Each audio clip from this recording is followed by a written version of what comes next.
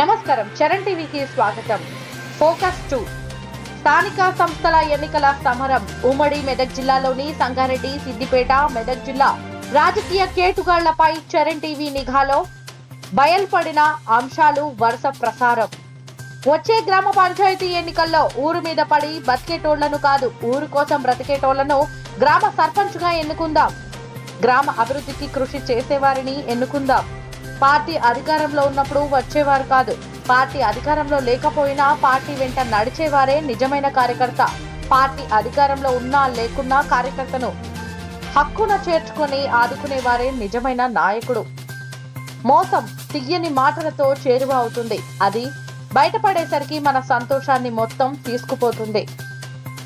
నలుగురు ఏమంటారో నని ఎదిగిన కూతురికి ఎలాగోలా పెళ్లి చేసేయాలని కాదు, ఎలాంటి సంబంధం చేస్తే తాను సంతోషంగా ఉంటుందో తెలుసుకొని పెళ్లి చేయండి.